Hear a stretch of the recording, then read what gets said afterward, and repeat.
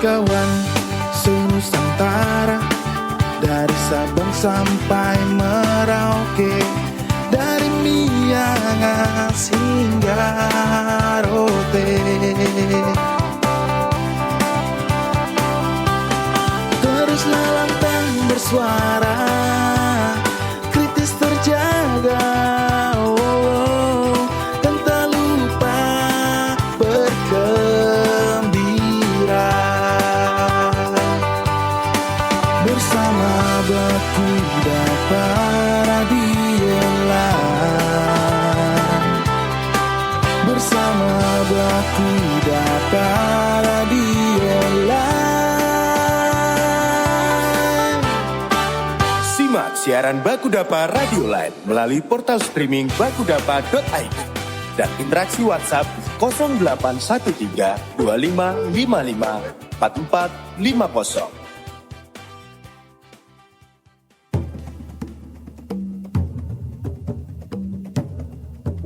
Selamat sore teman Dapa dimanapun Anda berada, bertemu lagi dengan saya Ajeng Kesuma dalam talkshow kita Kita Bacarita. Salam Kita Bacarita, salam baku sapa di udara, baku ganda dalam karya. Kawan-kawan yang lagi berpuasa, silakan mari bergabung. Tapi sambil menunggu buka puasa, hati-hati jangan menyajikan kopi ya, nanti batal puasanya. Saya ditemani oleh Mas Aji di sore hari ini. Mas Aji di seberang sana. Ini kita sedang sama-sama tidak bisa ada di studio, tapi kita diuntungkan dengan perkembangan zaman ya Mas Aji ya, sehingga kita bisa berteman-teman lewat udara. Halo Mas Aji. Halo Mbak, gimana kabar hari ini?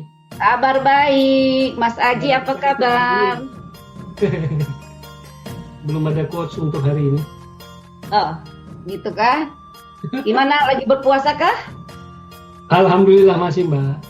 Masih ya, tapi kalau mau sambil menunggu buka puasa, sambil nyeduh kopi, silakan Mas Aji, nanti konsekuensi tanggung sendiri. Minumnya nanti nunggu beduk, nyeduhnya sekarang. Oke. Siap. Iya.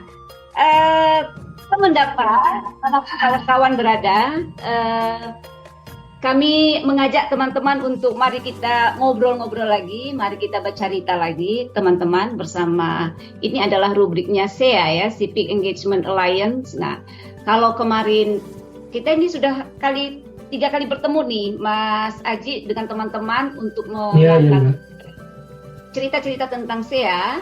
Kalau di pertemuan pertama saya ditemani oleh Mbak Nurul dari Bakudapa, kemudian minggu lalu ditemani Mbak Wiwit. Nah sekarang ini Mas Aji nih kita ajak ngobrol, kita ajak bercerita. Iya. Nah Mas Aji, saya ingin memperkenalkan ya teman Dapa ya, Mas Aji Subronto Aji. Mas Aji ini salah seorang yang ada di belakang Telisik. Apa itu Telisik? Nanti biar Mas Aji aja menceritakan ya. Saya tidak fasih menceritakan tentang apa itu Telisik. Iya. Mas Aji nanti bagiannya. Tapi yang akan kita angkat di dalam kita bercerita sore ini adalah soal, konflik sumber daya alam nih Mas Aji ini. Iya. Terakhir kita dikejutkan dengan adanya bencana ya di Sumatera yang kita tahu.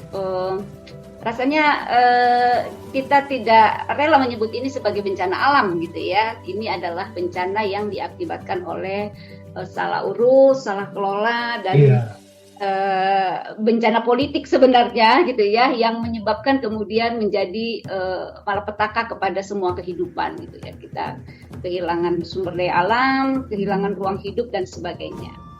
Nah, kelihatannya ini semakin terus terjadi ya, semakin masif ya bencana ini. Tapi obrolan soal konflik sumber daya alam ini kan sebenarnya obrolan yang sudah lama ya Mas Aji ya. Lama, persis. Kalau kita lihat bagaimana teman-teman gerakan masyarakat sipil juga sudah lama sekali meneriakkan ini, kawan-kawan Walhi, kawan-kawan Jatam, dan banyak sekali organisasi masyarakat sipil di berbagai wilayah, termasuk di regio-regio menjadi wilayah konsolidasinya kawan-kawan CA gitu ya, banyak sekali mengangkat isu ini gitu.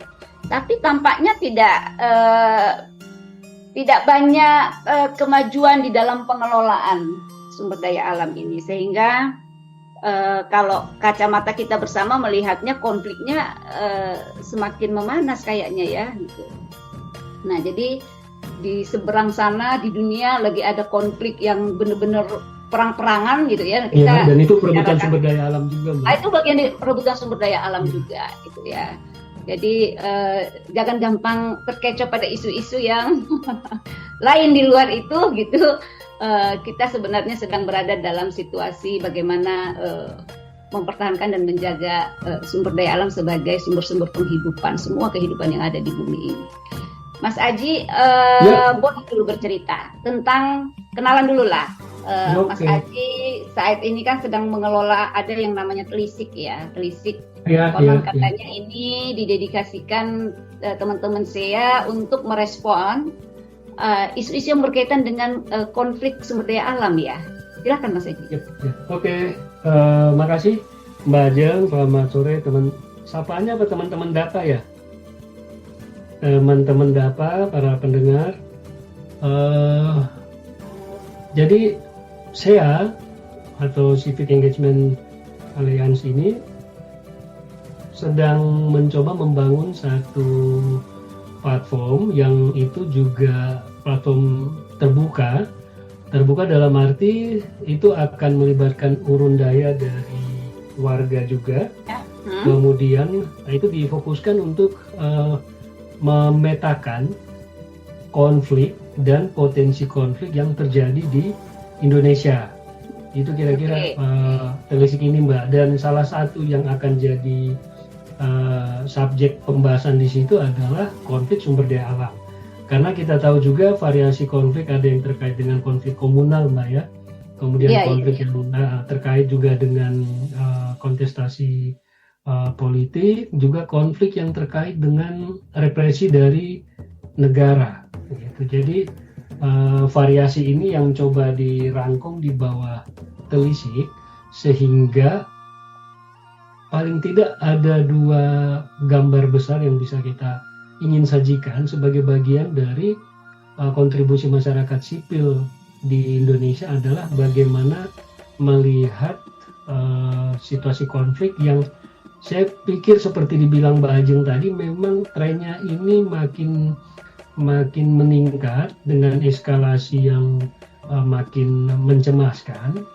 Dan yang menariknya juga pemainnya itu yang dominan itu kalau nggak dari negara ya dari perusahaan atau perusahaan negara Mbak.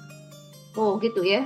Iya, jadi saya kemarin baru ngecek juga dengan laporan-laporan teman-teman Walhi, laporan dari teman-teman KPA, teman-teman di Monggabai, mereka juga terus termasuk Beta Hita ya, mereka merangkum variasi-variasi konflik agraria, konflik perkebunan, konflik sumber daya alam yang lebih luas. Itu petanya itu di seluruh Indonesia hampir tidak ada yang tidak terjadi konflik. Baik yang dimensinya infrastruktur, yang dimensinya tadi sumber daya agraria, yang dimensinya sumber daya kehutanan, bahkan sumber daya pesisir. Jadi artinya konflik itu tersebar di hampir semua wilayah yang ada di Indonesia. Dan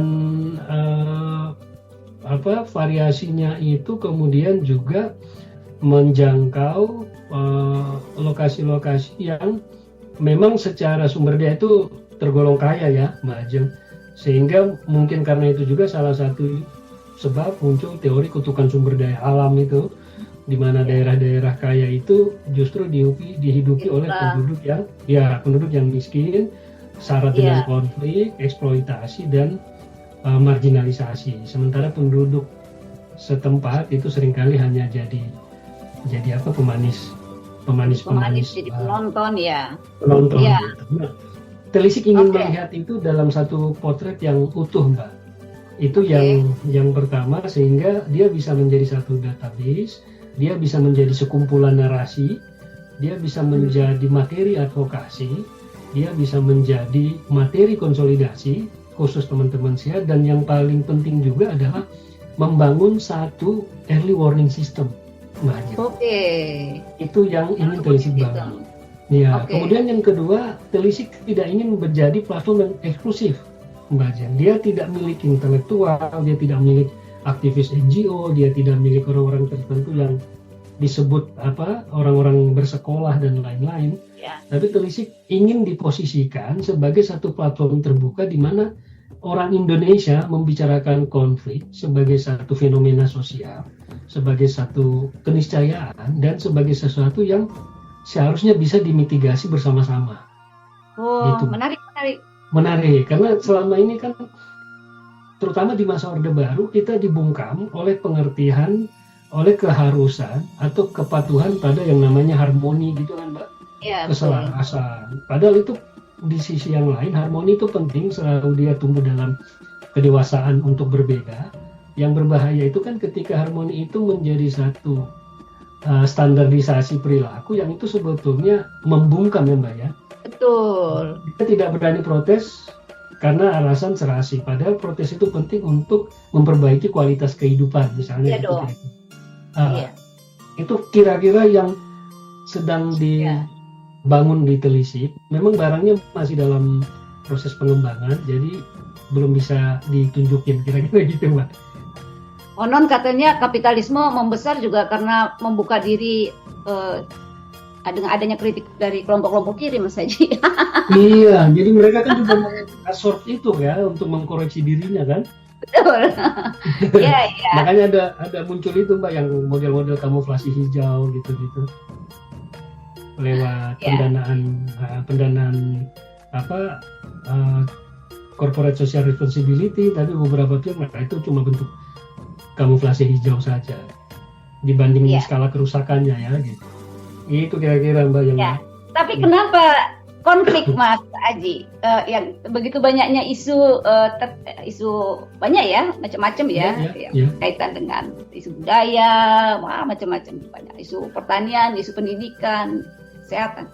Kenapa Telisik kemudian memberikan perhatiannya pada konflik di wilayah, terutama berkaitan dengan sumber daya alam? Iya, Mbak. Yang pertama, konflik ini secara faktual menunjukkan tren yang meningkat ya, Mbak. Tren yang meningkat dengan pemain-pemain yang masih kurang lebih itu saja. Mungkin hanya ganti judul, tapi secara karakteristik dasar, ya kalau tidak datang dari negara, dia datang dari yang punya kapital. Itu satu. Jadi tren ini sepertinya akan terus meningkat karena juga ini diperkuat oleh kerangka regulasi tertentu yang memudahkan proses pengambilan alih lahan gitu, Mbak ya. Proses perubahan status izin kawasan lewat Omnibus Law dan lain-lain itu, turunan-turunannya itu, terus kemudian juga lewat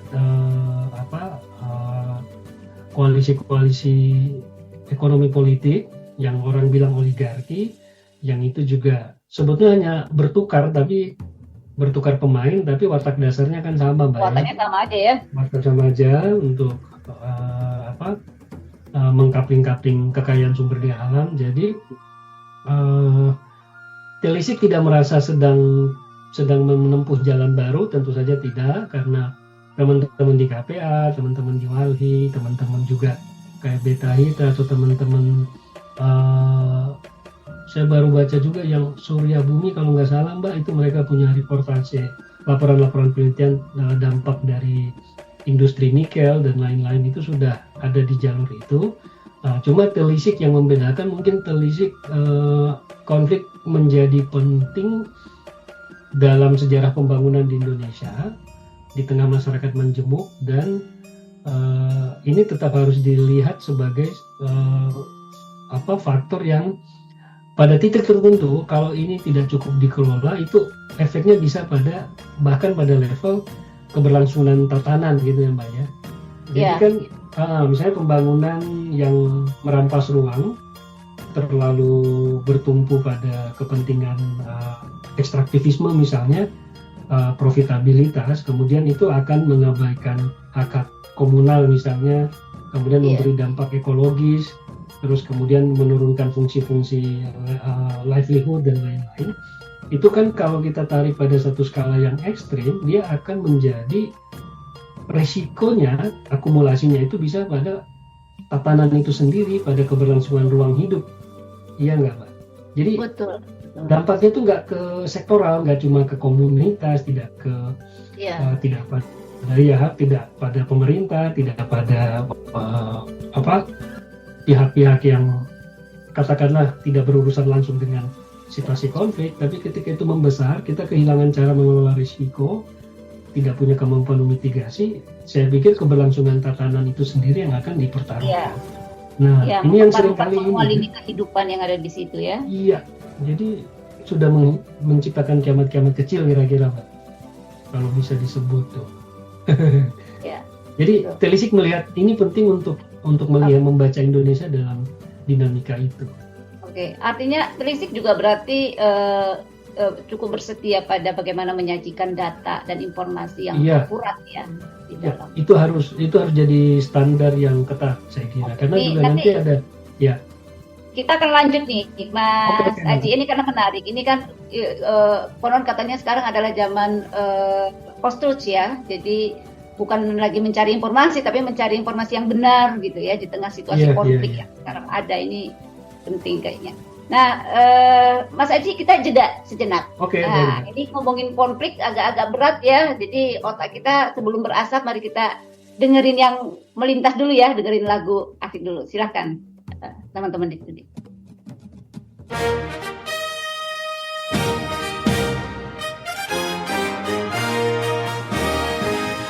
Baku sapa di udara, baku ganda dalam karya, bersama baku dapat.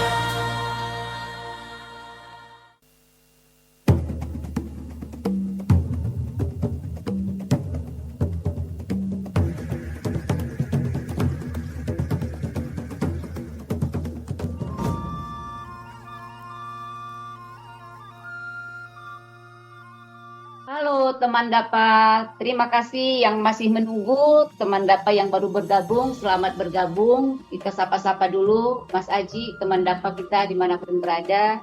Kita teman-teman saya udah punya teman rejo nih di beberapa rejo ya, ada 8 rejo sekarang, ada di timur, ada di barat, di Sumbaksel, ada di teman-teman di rejo Papua, kemudian ada di NTB, ada di Sulawesi Tenggara, ada di Gorontalo, kemudian ada di Kalimantan dan di beberapa rejo lain. Mas Aji, halo Mas Aji. Halo. Iya, masih bersama kita di sini ya, Mas Aji. Kita lanjut Ya. Mas Aji. Setelah dengar Oke, lagu. Mbak. Nah, masih kita ngobrolin konflik. Emang ini agak-agak mengesalkan ya kita kalau bicara konflik sumber daya alam ini. Tapi ini lagi puasa Mas Haji nih. Boleh marah-marah nggak Mas Haji? Kalau nggak boleh marah-marah, ngamuk boleh lah ya. Iya. Artinya ini dalam situasi sekarang kita tahu sekarang sebenarnya kan kita ada dalam situasi yang sepertinya kita saling disajikan oleh banyak sekali narasi ya. Ini eranya era perang narasi sebenarnya. Sehingga kalau kita ngomongin satu isu konflik aja atau satu isu pengelolaan sumber daya alam aja. Misalnya Persis, yang ya. dampaknya kemarin terjadi di Sumatera, itu kan warawiri ya, simpang siur apa Iya, semua banyak sekali narasi-narasi yang ya dia menjelaskan fakta yang sebenarnya, tapi banyak juga yang digoreng gitu ya, yang kemudian Mas Aji kemudian bagaimana melihat ini? Apakah ini juga menjadi perhatian serius bagi Telisik ya? Iya, sudah semestinya Mbak, karena memang di era digital ini juga post-truth begini juga memang menjadi penting bagi platform yang melibatkan orang banyak ya, melibatkan publik itu Mbak, untuk bisa punya satu mekanisme atau satu prosedur internal untuk memastikan bahwa setiap informasi yang ada, apalagi sensitif konflik, itu memang terverifikasi dengan baik. Ya. Itu juga yang jadi tantangan ditelisik, sehingga sumber-sumber dari mulai sumbernya, kemudian narasi, kemudian analisisnya, kemudian penyajian sampai pada hal-hal yang menjadi rekomendasi di dalam telisik itu memang harus dikelola dengan standar atau prosedur verifikasi yang ketat, yang itu memang membutuhkan pemeriksaan berlapis gitu. Ya tentu saja itu akan melibatkan prosedur ilmiah yang memang kita akan coba bangun itu dengan tim ahli yang secara rutin itu memantau dinamika konten. Kemudian juga dalam konteks kurasi konten juga kita memang punya satu tim yang akan menjadi pelisiknya ya. Itu ada tim yang akan secara rutin memantau mengkurasi itu, dan tentu saja kita mesti membayangkan adanya tim legal yang itu akan memberi pendapat atau melihat konsekuensi hukum dari semua yang ditayangkan atau diproduksi oleh telisik, karena memang isunya sangat sensitif.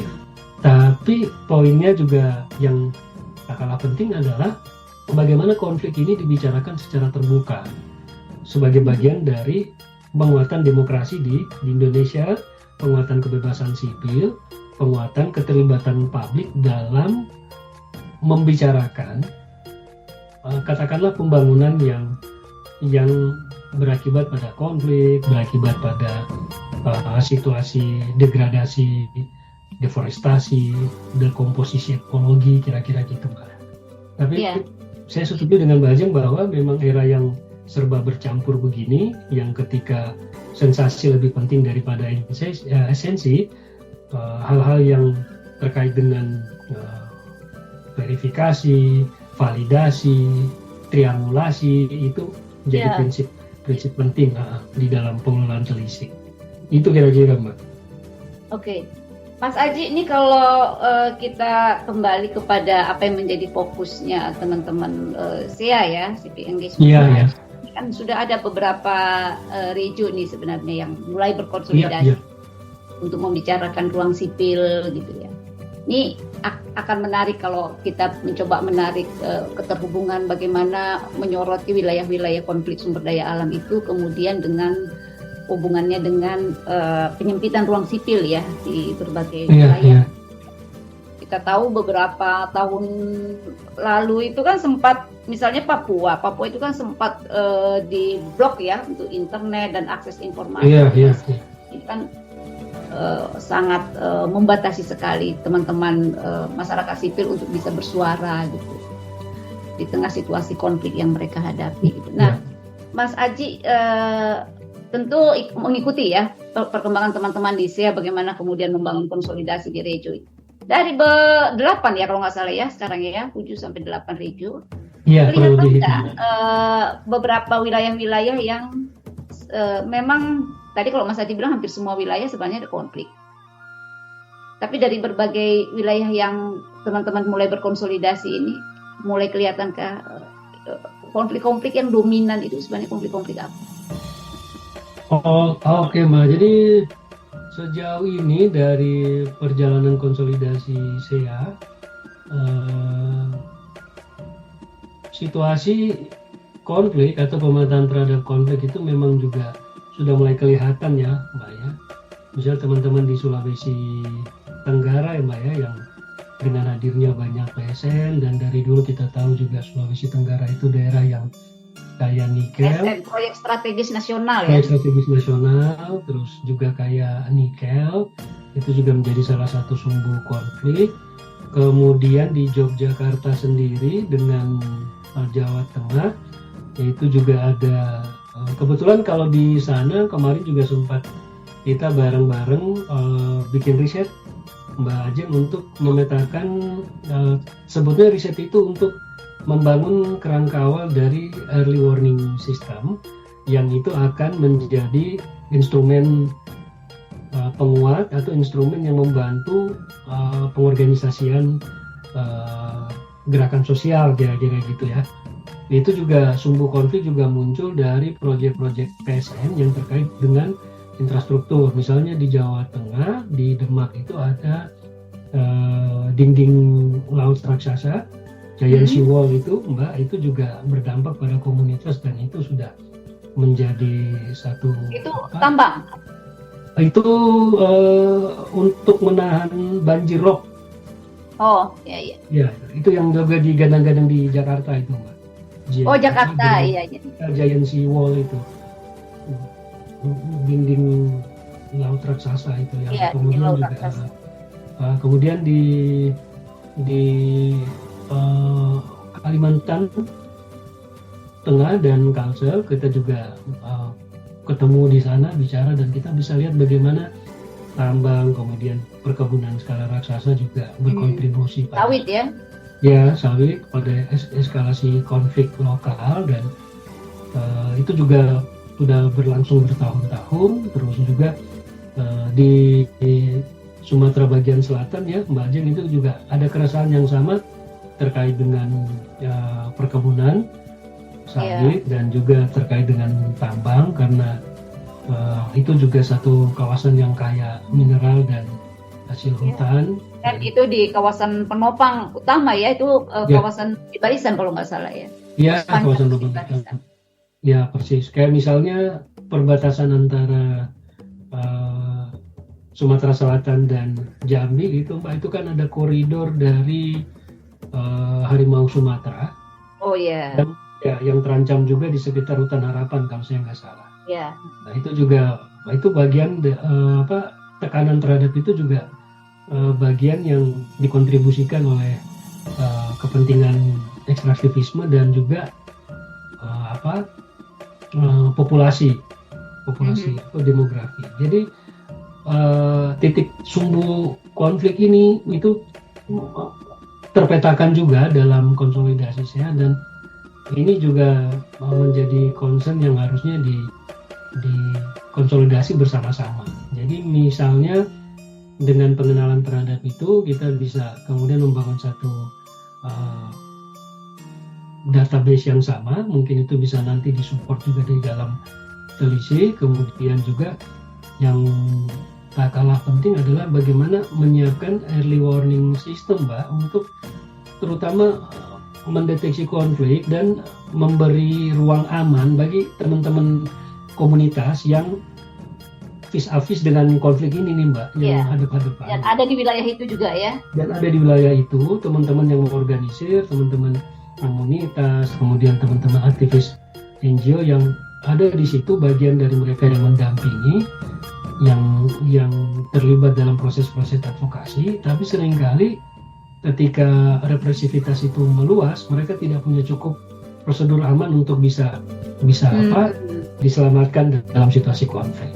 Itu juga yang semua jadi concern di DCA sendiri. Itu yang coba kita bangun sehingga pendekatan telisik itu pendekatan yang memang bisa menjadi ruang diskursus bagi konflik, sekaligus juga menjadi ruang untuk memberi peringatan dini terhadap potensi konflik yang itu bisa membahayakan, terutama mereka yang sudah dimarginalisasi ya Mbak, kemudian dijadikan korban juga dari kepentingan ya entah ekstraktivisme atau monokulturisme yang seperti itu. Bahkan ekoturisme juga kadang-kadang jadi persoalan. Iya. Iya. Kira-kira gitu sih. Iya. Kayak di wilayah Jogja ya kalau nggak salah, yaitu mulai banyak konflik-konflik yang disebabkan oleh ekoturisme itu ya. Iya. Saya pikir Sulawesi Utara juga terakhir, teman-teman di Sulawesi Utara, teman-teman LBH, teman-teman Wali, ada beberapa aliansi lokal itu juga berkampanye dan mereka melakukan demonstrasi untuk menolak tata ruang. Itu termasuk salah satunya karena di Likupang itu Mbak yang lagi dijual kemarin di rezim sebelumnya itu kan ada proyek saya lupa, super prioritas untuk pengembangan wisata kawasan wisata Likupang itu Mbak, yang satu paket dengan Mandalika. Iya. Ya, itu juga sudah jadi manifest konfliknya, karena setahu saya ya, kalau saya tidak salah itu konsesinya itu sudah mengambil perkebunan warga juga. Jadi ada pengambil alihan wilayah kelola warga, sehingga itu menjadi sumber konflik yang baru. Itu kira-kira Mbak. Ini artinya sebenarnya masyarakat juga tidak hanya aktivis ya, masyarakat yang ada di wilayah juga sebenarnya mestinya punya sense gitu ya untuk melihat ada situasi-situasi yang sifatnya ini berpotensi untuk mengancam kehidupan mereka di masa yang akan datang ya, dengan adanya berbagai model-model pengelolaan sumber daya alam yang masuk ke Persis Mbak. Oke. Karena memang pembangunan kita ini kan tidak dibangun dengan dialog ya. Proyek-proyek kita tidak ada dialog Mas, dialog, tapi yang dialog itu gitu kan. Level dialognya kayaknya nggak diajak dialog gitu. Iya, itu yang jadi salah satu. Iya. Ya, itu yang dialog, sini yang kena gitu kan. Apalagi atas nama kepentingan umum kan, itu bisa tiba-tiba ada apa. Betul, itu dia. Nah, nanti kita akan ngobrol nih Mas Aji soal bagaimana kemudian mengajak kawan-kawan. Karena ini kan kalau kita hubungkan dengan SEA, ada kepentingan untuk membangun konektivitas ya. Konektivitas dan membangun konsolidasi gitu, membangun ruang belajar bersama gitu, termasuk di dalam bagaimana menghadapi dan menyikapi konflik-konflik sumber daya alam yang terjadi di wilayah masing-masing gitu ya, dan bagaimana kemudian peran-peran Telisik ya nanti ke depan didorong memainkan peran-peran konsolidasi itu gitu. Tapi kita jeda dulu ya, kita jeda lagi Mas Aji, karena mulai agak naik ini kan di kepala, kita turunkan sedikit. Mari kita dengarkan lagu, mengajak teman-teman DAPA untuk menikmati lagu berikut.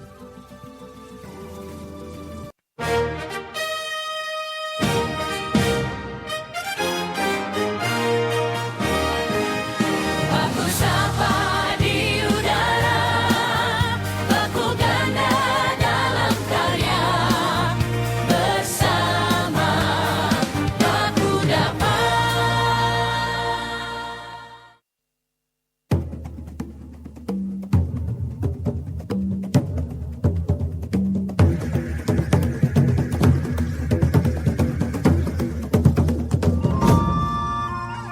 Oke, kita lanjut lagi teman DAPA dimanapun berada. Masih bersama saya Ajeng Kusuma dan ada Mas Aji ya bersama kita di Kita Bercerita saat ini. Mas Aji, halo. Halo Mbak. Halo kawan DAPA. Iya, masih setia ya Mas Aji. Ya. Masih setia Mbak.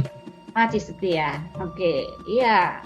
Apalagi ini kita mau bicarakan isu yang nggak semua orang pengen bercerita kayaknya Mas Aji, tapi tidak semua orang berani juga membicarakan hal-hal yang begini gitu ya, karena memang situasinya tidak membuat orang menjadi nyaman untuk berkata-kata soal konflik ini gitu ya, soal pengelolaan sumber daya alam ini gitu. Sehingga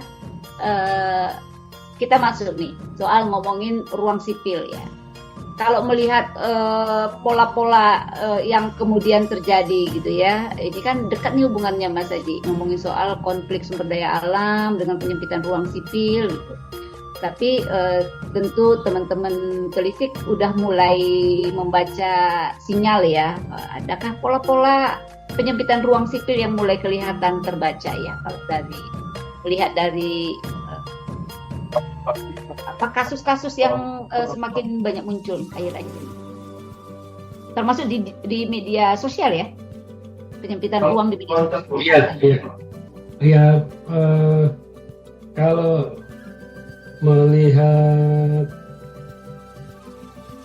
katakanlah itu dampak dari konflik, kemudian bagaimana itu memberi kontribusi yang lebih buruk mungkin ya Mbak Ajeng ya terhadap ruang sipil yang sehat. ruang sipil Iya. yang lebih setara dan demokratis, saya pikir memang polanya relatif sudah bisa kita kenali sejak dulu, Mbak ya. Jadi ketika konflik sumber daya alam terjadi, kemudian bermunculanlah teman-teman yang katakanlah membela kepentingan hak dasar dia terhadap lahan atau terhadap wilayah kelola atau terhadap hunian misalnya, kalau Iya. seperti konflik-konflik di wilayah urban seperti itu kan praktik yang seringkali dikedepankan adalah kriminalisasi, kira-kira gitu ya, Mbak. Ya, kriminalisasi. Untuk pembungkaman, kemudian juga pembelahan komunitas, itu juga praktik yang lazim. Jadi ketika konflik sumber daya alam itu membuat komunitas terdampak itu malah terbelah dalam faksi-faksi yang pro dan kontra seperti itu juga jadi satu problem bagi konsolidasi masyarakat sipil. Kemudian juga yang bentuk-bentuk ekstrim itu kan represivitas yang kemudian bahkan harus mengorbankan nyawa dari komunitas atau anggota komunitas yang berdiri untuk memperjuangkan hak-haknya. Jadi memang situasi konflik sumber daya alam ini jika tidak cukup cara untuk mengelolanya sebagai sebuah manifestasi masalah yang itu seharusnya bisa dibicarakan, didialogkan, ditegakkan hukumnya, saya pikir juga ini akan menjadi arus yang kemudian dia membahayakan demokrasi bahkan ya. Iya. Membahayakan kebebasan itu sendiri. Jadi saya ingat satu teori yang disampaikan dulu, ada sosiolog, dia pengamat pembangunan, dia pengkaji pembangunan di kawasan Amerika Latin. Dia berkeliling, kemudian juga ke Eropa. Jadi seorang sosiolog Peter Berger ya, dia orang yang dibesarkan dalam tradisi sosiologi Jerman. Jadi dia bilang dalam pembangunan itu ada dua hal yang tidak selalu dihitung oleh pemerintah. Yang pertama itu dia sebut kalkulasi dari luka-luka, calculus of pain. Jadi kalkulasi luka-luka ini identik dengan perhitungan-perhitungan material, Pak. Jadi kerusakan, misalnya kerusakan hutan, luasan yang hilang, tutupan yang hancur, berapa hektar gitu. Kemudian skala pencemaran misalnya yang terkait dengan kerusakan terumbu karang gitu. Atau dalam konteks penggusuran itu bagaimana penghancuran, korban kehilangan rumah berapa miliar atau berapa ya, yang hal-hal yang bisa diuangkan, mungkin bisa dihitung secara angka, bisa dikuantifikasi. Itu yang biasa misalnya jadi imbal untung, misalnya Mbak ya, kalau pembangunan tol itu kan ada ganti rugi gitu-gitu ya. Itu hal-hal yang mungkin bisa kita hitung, walaupun tidak bisa dianggap itu hal yang sepele, karena kerugian apapun dalam posisi korban adalah sesuatu yang menyakitkan. Tapi kata Berger yang kedua yang juga sama fundamentalnya adalah calculus of meaning.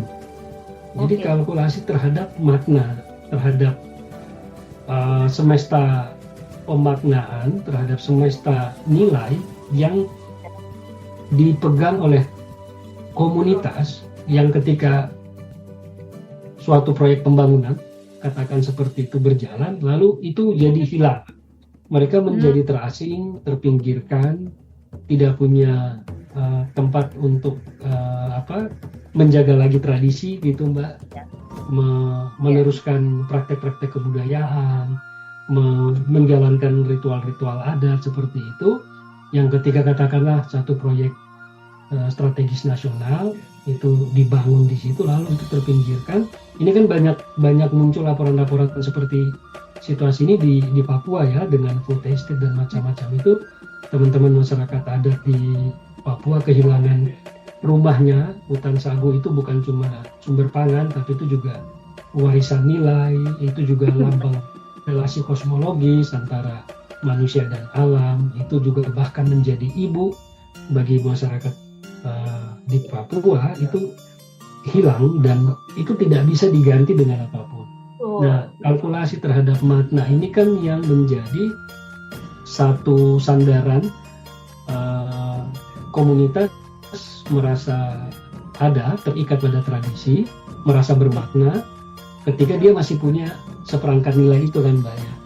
Seperangkat Betul. makna itu yang membentuk sistem nilai mereka, sistem sosial. Tapi ketika itu dihajar habis, alamnya hilang, daya dukung ekologisnya hilang, fungsi-fungsi livelihood-nya tidak ada, sumber-sumber penghidupannya hancur, dan puncaknya adalah kehilangan sistem nilai. Itu yang kemudian menjadi krisis yang tidak bisa dipulihkan. Bahkan ketika misalnya negara berpikir, kan tinggal dipindahkan, relokasi, bangun rumah susun, taruh di sana gitu-gitu, hal-hal yang itu tidak bisa serta-merta. Atau misalnya di Kalimantan Pak ada kebiasaan menanam padi dengan cara membakar, yang itu diatur dengan mekanisme sosial yang ketat. Tapi karena negara berpikir bahwa peladangan begitu tidak produktif, bahkan membahayakan, lalu dibangunlah sawah cetak gitu kira-kira banyak.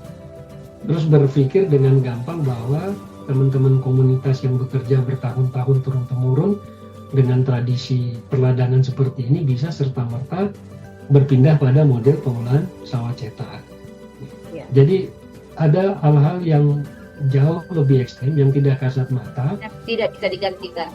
tidak bisa digantikan oleh apapun imbalan materialnya, bahkan oleh sebanyak apapun kita bicara dana hijau dan lain-lain, yang ketika itu terjadi, sebenarnya yang kita bicarakan bukan lagi kerusakan lingkungan, tapi kehilangan generasi kan, di Ya. dalam tradisi, Ya. kehilangan kaitan antara hari ini dan masa lalu ya. Ya, dan itu Terutama dalam fondasi praktek spiritual bangsa ini tuh.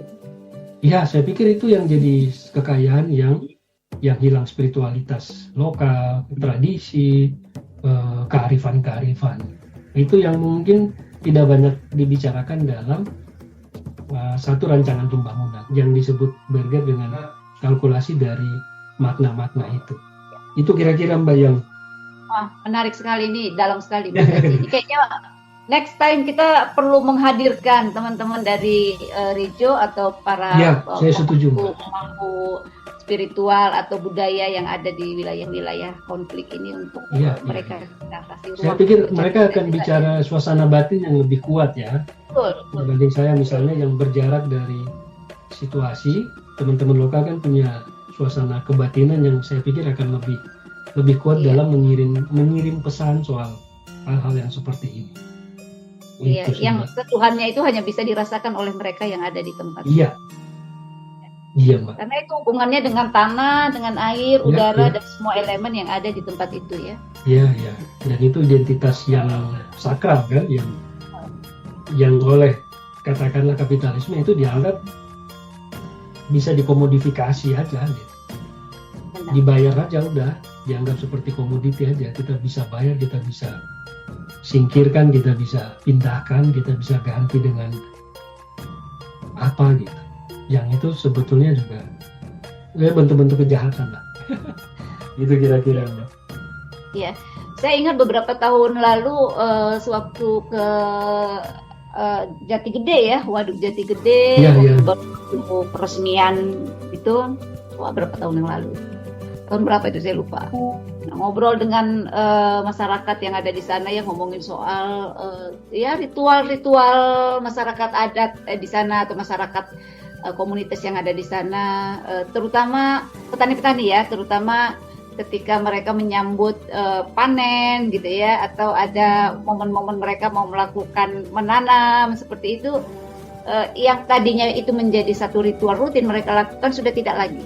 Kenapa saya tanya? Ya karena sudah tidak ada lahan. Lahan itu sudah tenggelam, hilang sudah tenggelam sehingga tidak bisa kami pindah juga tidak bisa digantikan karena sehingga itu tidak berjalan lagi itu tradisinya. Saya bilang waduh, mereka rasanya bagaimana mereka kehilangan itu ya, kehilangan spiritualitas kan akhirnya ya, suasana batinnya Iya. berat. Iya itu juga yang mungkin bagian penting yang perlu dikonsolidasikan kali Mbak ya lewat saya untuk bisa melihat satu sensitivitas yang lebih dalam lagi dari ruang sipil di mana komunitas itu ada, terus bagaimana ikatan-ikatan itu dibangun dari warisan sejarah yang panjang mungkin Mbak ya, sehingga itu bisa memperkaya percakapan-percakapan terhadap kebutuhan untuk mengorganisir, kebutuhan untuk mendorong ruang publik yang lebih setara, kebutuhan yang memberi penguatan bagi demokrasi dan lain-lain, sehingga itu jadi satu spektrum yang saya pikir kaya dan itu bisa orang tidak kemudian bersandar pada ukuran-ukuran modern dari semata-mata ukuran-ukuran modern dari demokrasi, dari hak atau mungkin dari nilai, tapi juga melihat lebih jauh pada eksistensi yang telah tumbuh sebelum ukuran-ukuran yang lebih modern itu hadir. Jadi ada dialog dengan tradisi dan ada dialog antara tradisi dan modernitas yang memperkaya. Mungkin saya jadi ruang di mana kegiatan di setiap regio itu juga memberi penguatan pada aspek-aspek yang seperti ini. Ini agak abstrak tapi saya pikir penting untuk disadari. Itu kira-kira. Disadari dan bisa dikonkretkan juga Mas Aji supaya tidak abstrak. Artinya ketika kita bicara ruang sipil ini sebenarnya kita bisa membuka lebih luas gitu ya ekosistemnya gitu. Artinya pada ranah teman-teman NGO gitu ya yang selama ini banyak bergerak advokasi konteksnya gitu untuk mengangkat isu konflik di wilayahnya gitu, tetapi juga membuka ruang bagaimana juga saling bertaut dengan teman-teman yang bergerak pada pendekatan-pendekatan kebudayaan juga. Menggunakan tradisi-tradisi lokal, memanggil kembali ke wisdom yang ada di wilayah. Bagaimana memunculkan kembali pendekatan pengelolaan sumber daya alam. Iya. Saya pikir begitu Mbak. Memang butuh kolaborasi dari banyak elemen, visi dan juga peran ya Mbak, sehingga kita bisa menemukan formulasi baru untuk mengisi situasi ruang sipilnya ini. Jadi ada perkawinan yang itu memberi bobot yang lebih bermakna terhadap demokrasi, terhadap ruang sipil. Itu barangkali. Ya. Mas Haji, saya mau ajak kembali lagi ngobrolin Telisik nih. Ya. Jadi si Telisik ini sudah cukup aktif ya, beroperasi.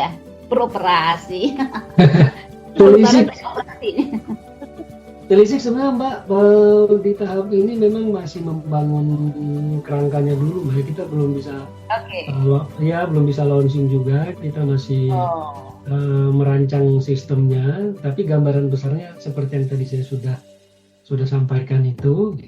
Ya harapannya mungkin sesudah Lebaran kita bisa lihat wujudnya lah, kira-kira gitu.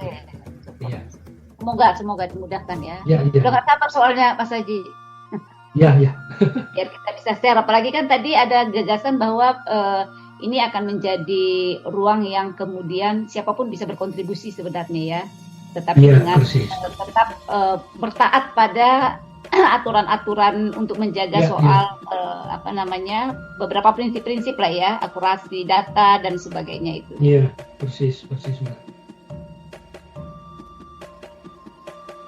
Ya, artinya ini akan bisa diakses oleh masyarakat umum juga ya, Mas Aji ya. Iya. Bertaut di CA ya. Iya, dia akan jadi ruang terbuka yang menjembatani banyak percakapan tentang konflik, Mbak. Paling tidak ada dialog terhadap konflik itu sendiri kan. Selain untuk memetakan, membaca kemungkinan, juga ada dialog untuk membahas konflik itu sendiri, sehingga itu menjadi sesuatu yang bukan cuma disadari, dibicarakan, tapi juga bisa di-manage gitu, Mbak. Oke.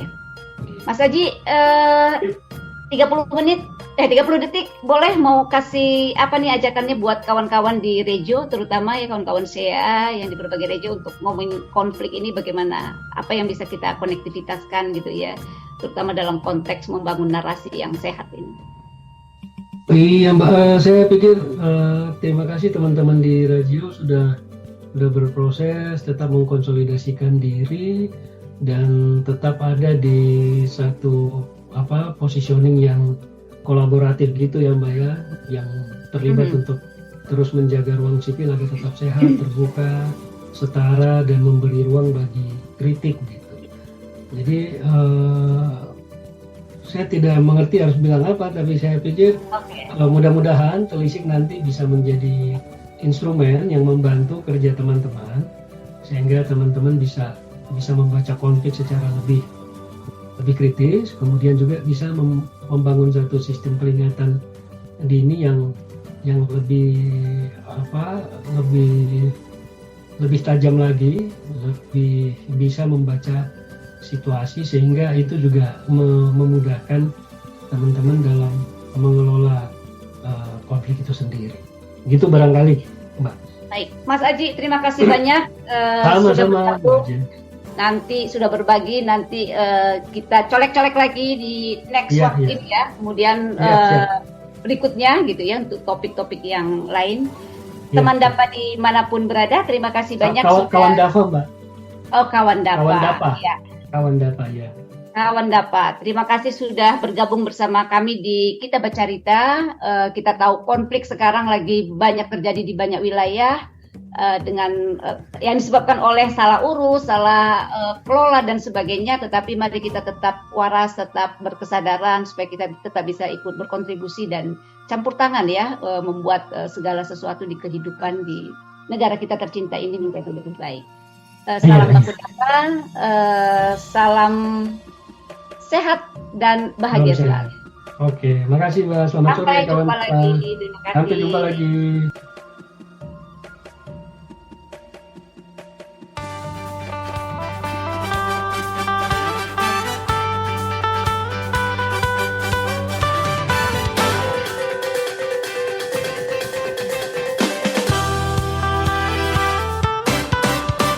Kawan senusantara, dari Sabang sampai Merauke, dari Miangas hingga Rote.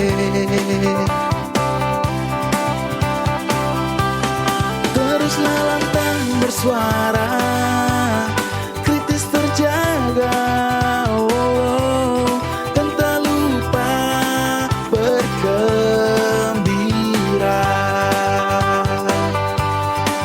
Bersama Baku Dapa Radio Line.